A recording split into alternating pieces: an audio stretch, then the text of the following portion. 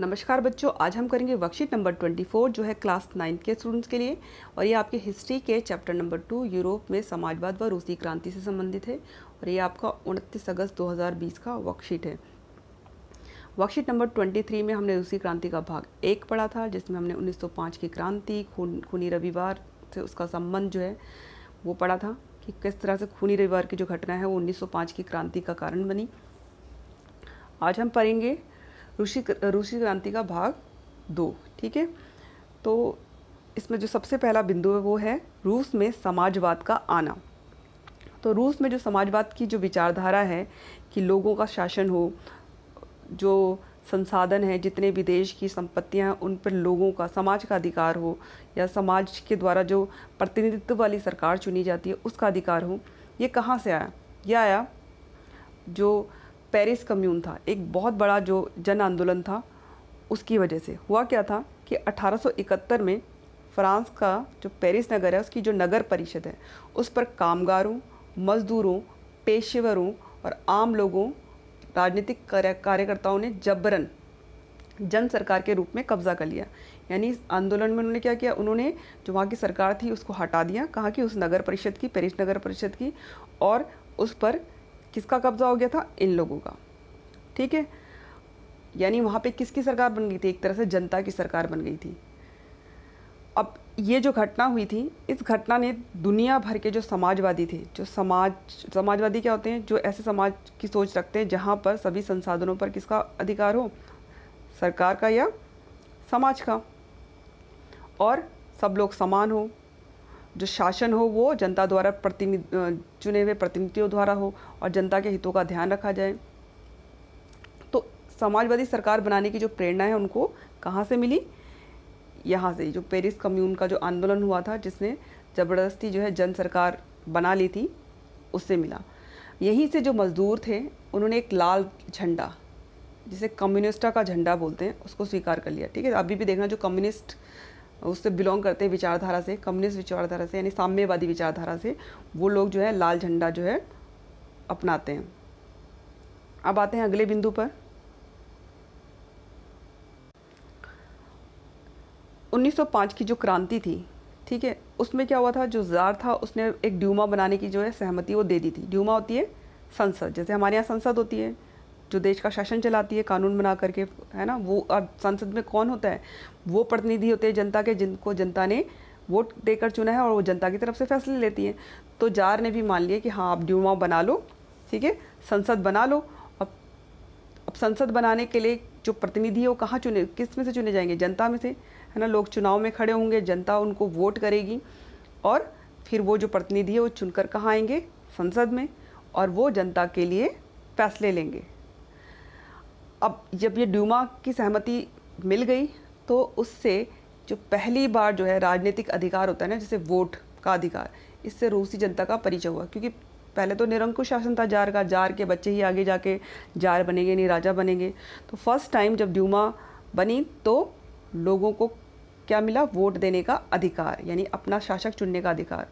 वो दूसरी बात है कि जो जार था उसने इस ड्यूमा को जल्द ही भंग कर दिया। सिर्फ 75 दिन में पहली ड्यूमा भंग कर दी, और उसके बाद 3 महीने के अंदर उसने जो दोबारा से निर्वाचित ड्यूमा थी यानी संसद थी उसको भी भंग कर दिया, उसको भी हटा दिया। और जो तीसरी वाली ड्यूमा बनी थी, यानी तीसरी वाली संसद बनी थी, उसमें उसने क्या करा? तब तक उसने बहुत सारे जो मतदान के जो कानून थे उनको बदल दिया। और इस तरह से बदला कि जो तीसरी वाली जो उसकी संसद बनी उसमें उसके जो समर्थक लोग थे, जो रूढ़िवादी राजनेता थे, जो जार का समर्थन करते थे, उनको भर दिया। तो इस तरह से उसने अपना ही जो है अधिकार कर लिया था इस ड्यूमा पे।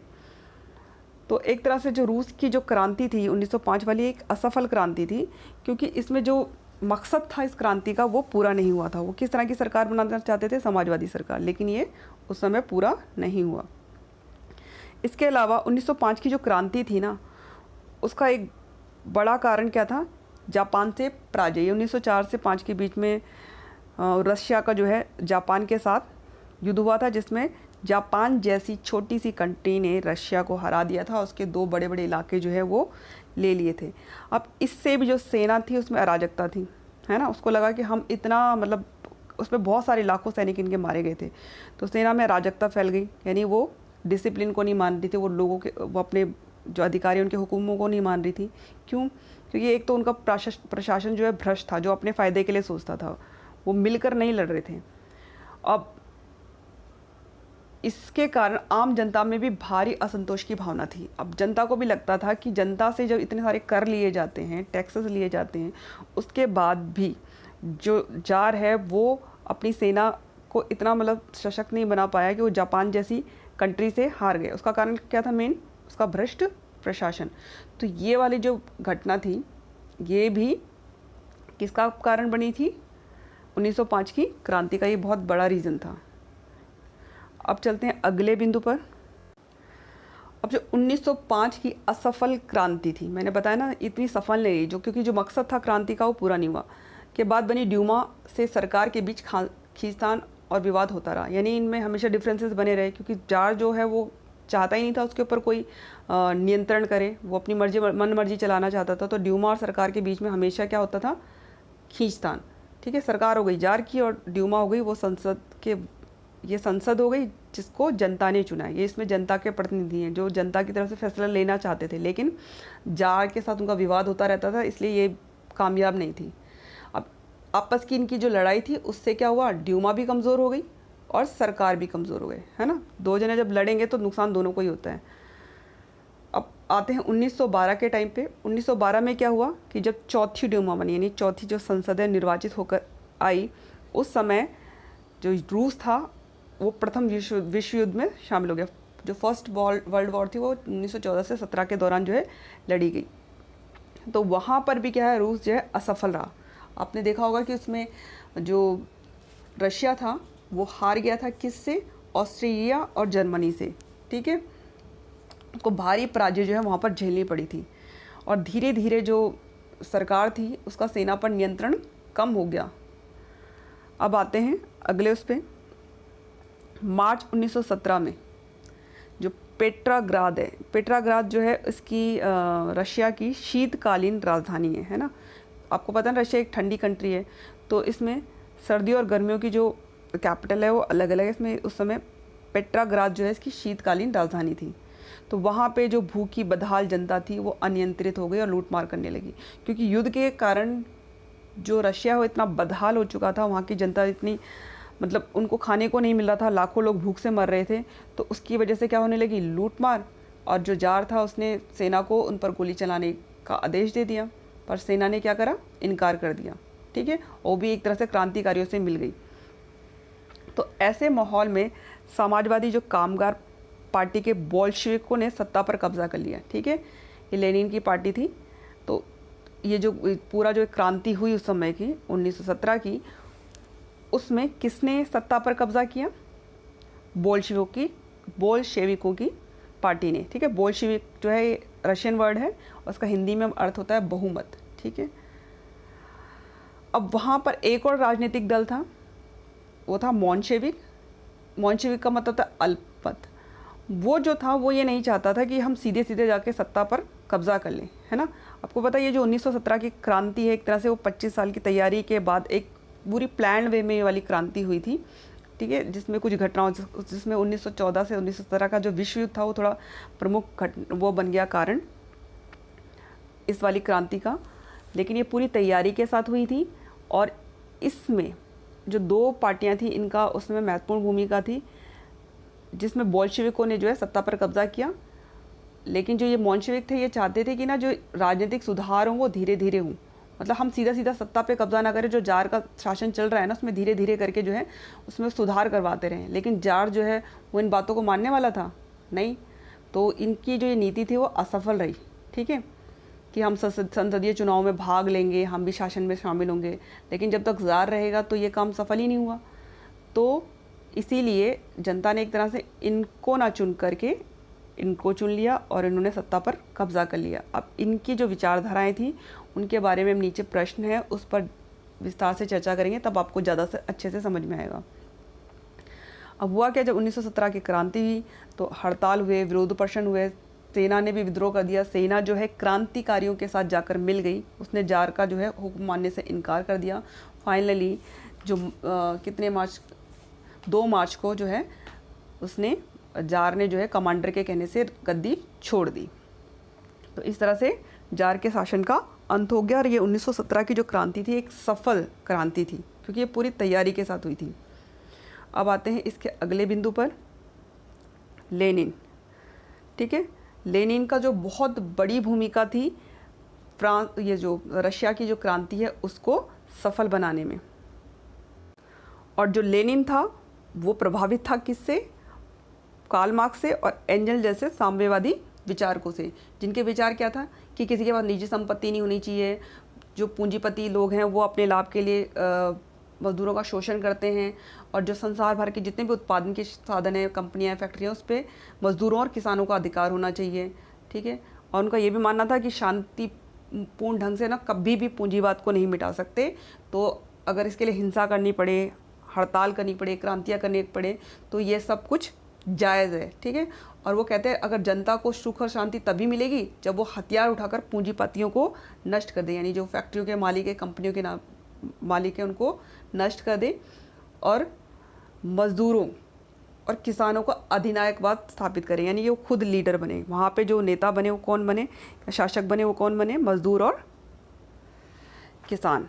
ठीक है, तो ये सारे जो विचार थे उनसे लेनिन जो है बहुत प्रभावित था। ठीक है, इसी से प्रभावित होकर उसने कामगारों, मजदूरों, किसानों के सर्वहारा वर्ग, आप कहोगे सर्वहारा क्या होता है? सर्वहारा वर्ग समाज का सबसे वो निचला वर्ग होता है जो मेहनत मजदूरी करके अपना घर चलाता है। ठीक है, यानी वो वाले किसान होंगे जिनके पास अपनी ज़मीनें नहीं है, दूसरों की ज़मीनों पे खेती करते हैं, या फिर जिनके पास बहुत नाम मात्र की जोतें हैं, जिनका आकार जो है इतना छोटा होता था कि उनके घर का, परिवार का भरण पोषण भी ना हो पाए। तो उसने इन सबको साथ लेकर शासन पर नियंत्रण करने का विचार किया। ठीक है, इन सबको साथ लेके, तो जो उसकी जो विचारधारा थी मार्क्स की, उसको जो मूर्त रूप था, है ना, यानी कि विचार तो देखो बेटा जब तक लागू नहीं होते तब तक वो कल्पना ही होते हैं, लेकिन जो उसको रूप था वो किसने दिया? लेनिन ने। ठीक है, क्योंकि उसने वाकई में उसी तरह का शासन व्यवस्था कायम की जैसी इन्होंने कल्पना की थी, मार्क्स और एंजल ने। उसने सर्वहारा वर्ग की राजनीतिक सत्ता स्थापित की, यानी उसने उस मजदूर वर्ग की सत्ता स्थापित की जिसको सारा जो ये जो ऊपर वाले लोग थे उन्होंने शोषण कर रखा था, चाहे वो पूंजीपति वर्ग था, चाहे वो सामंती लोग थे। लेनिन एक साम्यवादी क्रांतिकारी था। ठीक है, क्रांतिकारी कौन होते हैं? जो समाज में बदलाव लेके आना चाहते हैं, और उसके लिए वो कोई भी तरीका अपनाने से चूकते नहीं। राजनीतिज्ञ था, राजनीतिक सिद्धांतकार था, जिसने राजनीति के सिद्धांत बनाए। और जो लेनिन था वो कब से कब तक रहा? लेनिन उस 1917 से 1924 तक सोवियत रूस के, और 1922 से 1924 तक सोवियत संघ के शासन के प्रमुख रहे। ठीक है, अब चलते हैं आगे। अब आते हैं इसके प्रश्न नंबर 1 पर। प्रथम कम्यून नगर परिषद का क्या महत्व है? आपको पता है ये बहुत बड़ा जन आंदोलन था, इसका महत्व भी बहुत है। इस प्रश्न का उत्तर आप इस तरह से लिख सकते हैं कि प्रथम पेरिस कम्यून का महत्व 1871 में फ्रांस के पेरिस नगर परिषद पर कामगारों, मजदूरों, पेशेवर आम लोगों और राजनीतिक कार्यकर्ताओं ने जबरन जन सरकार के रूप में कब्जा कर लिया, और इस घटना ने दुनिया भर के समाजवादियों को समाजवादी सरकार बनाने की प्रेरणा दी। और यहीं से मजदूरों का लाल झंडा, कम्युनिस्टों का झंडा स्वीकार कर लिया गया। और सन 1871 क्रांतिकारी आंदोलन का एक प्रमुख महत्व है कि इसमें फ्रांस के जो सामंतशाही आधिपत्य से पेरिस के जो सर्वहारा वर्ग है, यानी कि मैंने कहा ना वो वर्ग जो समाज का सबसे निचला वर्ग होता है, जो मेहनत मजदूरी से अपना घर चलाता है, द्वारा अपने को स्वतंत्र करने के प्रयत्नों में, यानी कि इन्होंने कोशिश की और इन्होंने अपने आप को सामंतशाही आधिपत्य से मुक्त करा लिया। अब चलते हैं अगले प्रश्न की तरफ। अगला प्रश्न है कि 1905 के बाद रूस में क्या क्या राजनीतिक बदलाव सामने आए? तो आप इसका उत्तर इस तरह से लिख सकते हैं, हेडिंग डाल दो 1905 के बाद रूस में आने वाले राजनीतिक बदलाव। 1905 की क्रांति के दौरान ही जार ने एक निर्वाचित परामर्शदाता संसद या ड्यूमा के गठन पर अपनी सहमति दे दी। ये बदलाव आया था।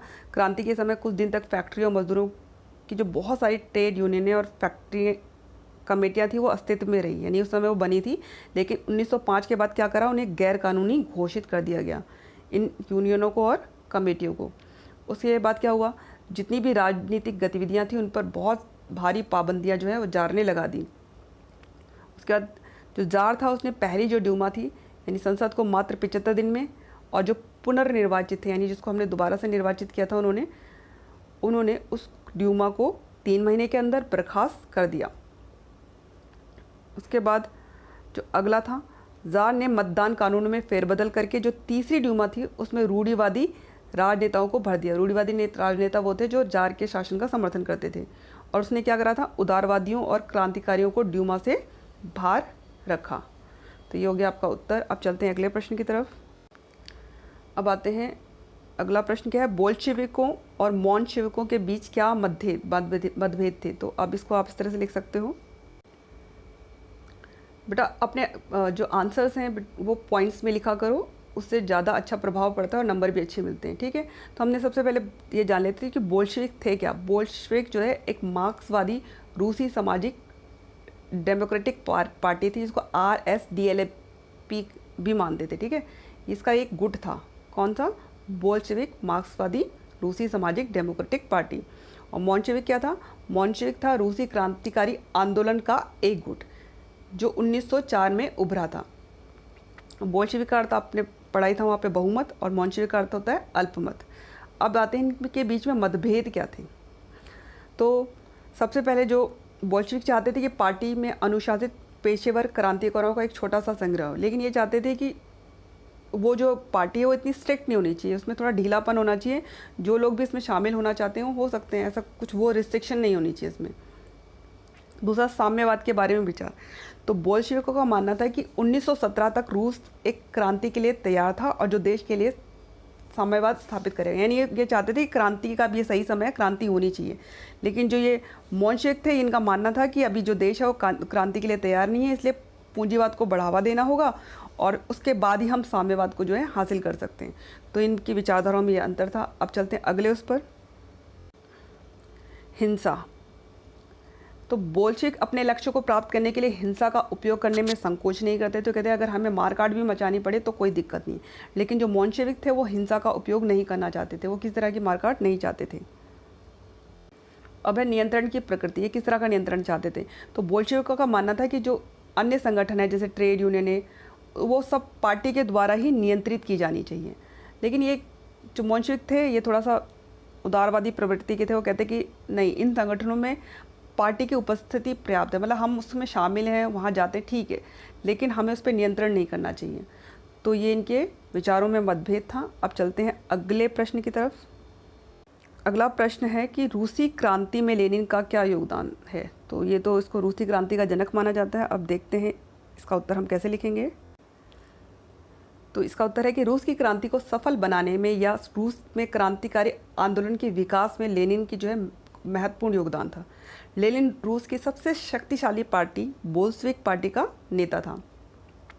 उसने क्या करा था, जार के सिंहासन त्यागने पर 15 मार्च 1917 को केरेंस्की के नेतृत्व में जो सरकार बनी, देखो जब जार जो है उसने सिंहासन त्याग दिया तो केरेंस्की के नेतृत्व में पहली सरकार बनी थी।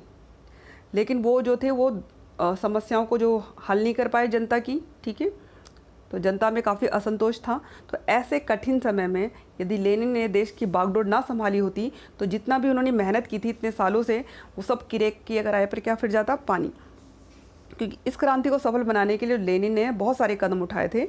वो इस तरह से हैं, सबसे पहले उसने रूस ने जो है अपने आप को विश्व युद्ध से अलग कर दिया, है ना, और रूस के अधीन जितने भी उपनिवेश थे, उसने जितने भी देशों पे कब्जा कर रखा था उनको सबको आज़ाद कर दिया। उसके अलावा लेनिन ने बहुत महत्वपूर्ण घोषणाएं की थी। उसने कहा कि उत्पादन के जितने भी साधन हैं वो सब किसके हैं, सरकार के, और जो ज़मींदार हैं वो ज़मीन के मालिक नहीं हैं, यानी उनसे ज़मीनें छीन ली। और उसने कहा किसान खेत जोतेंगे और आवश्यकता के अनुसार अन्न रखकर शेष सरकार को देंगे। यानी किसान भी ये नहीं है वो खेत में खेती करेंगे, लेकिन जितनी अनाज की उनको ज़रूरत है वो खुद रखेंगे, बाकी सरकार को देंगे। किसान क्या करेगी, सरकार क्या करेगी, वो किसानों और मज़दूरों को वेतन देगी, यानी उनको सैलरी देगी। और जो चर्च जो बहुत महत्वपूर्ण भूमिका निभाते थे, उनसे भी सारी संपत्ति छीन ली गई। और जितनी भी जो बैंक थे, बीमा कंपनियां थी, रेल आदि, उनका राष्ट्रीयकरण कर दिया गया, इनको राष्ट्र की संपत्ति बना दिया गया। अब इन सभी कार्यों से जहाँ भारत क्षेत्र में रूस द्वारा शांति स्थापित की गई, वहाँ रूस में एक नए समाज का निर्माण हुआ और ये सब लेनिन के कारण संभव हुआ। इस प्रकार 1917 की जो रूसी क्रांति है वो पूरी हुई। अब ये वर्कशीट पूरी हो गई है, अब आप इसको कीजिए। लाइक्स और कमेंट्स करने के लिए आपका बहुत बहुत थैंक यू। बाय बच्चों।